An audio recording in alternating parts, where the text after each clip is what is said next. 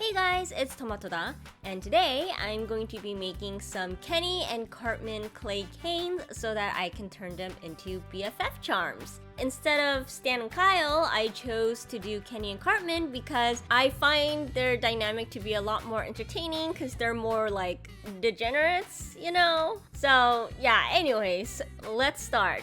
I'm going to first make only one cane and start off with the eyes because, they both have the same faces. So using white clay, I'm going to make a cylinder and drill a hole straight down using this thin straw.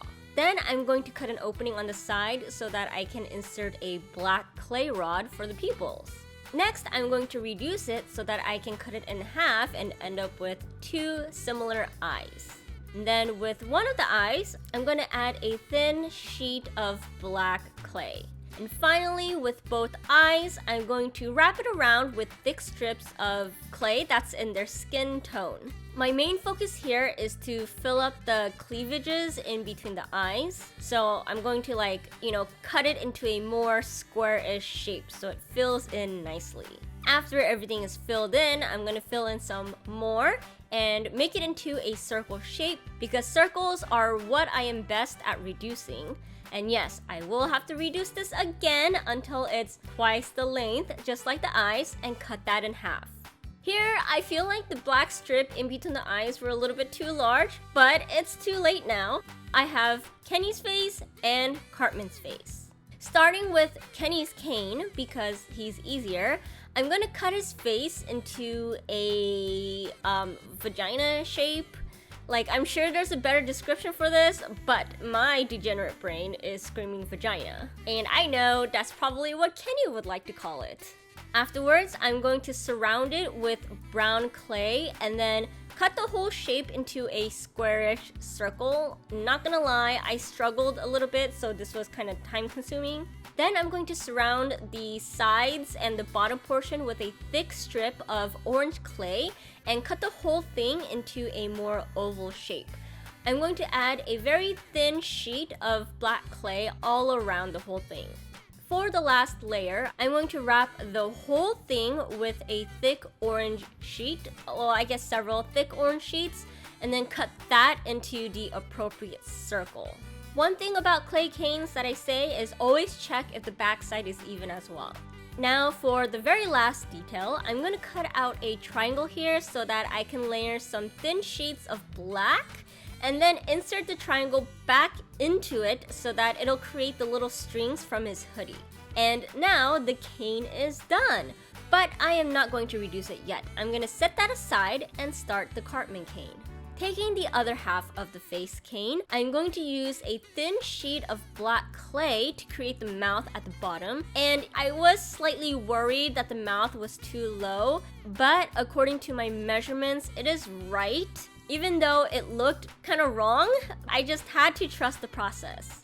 Next, I'm going to add a thick sheet of skin, and then using a thin sheet of brown clay, I'm going to add the first double chin crease here.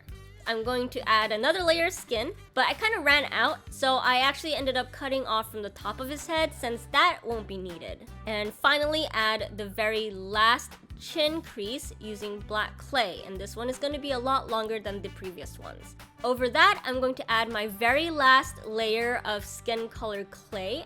After the lower portion of his face is done, I'm going to cut the top of his head into a neater arch. As you can see, I added a strip of yellow for the rim of his beanie, and then over that, I'm going to add chunks of teal clay to fill up the rest of the head.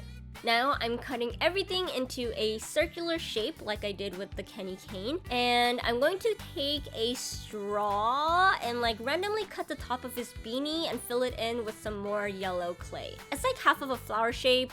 It's for the puffball of his hat. Of course, you could probably tell. Now that both canes are done, it is time to reduce, and to be honest, I was very, very nervous. The last time I made a cane was 7 months ago. I cannot believe how fast time fucking flies.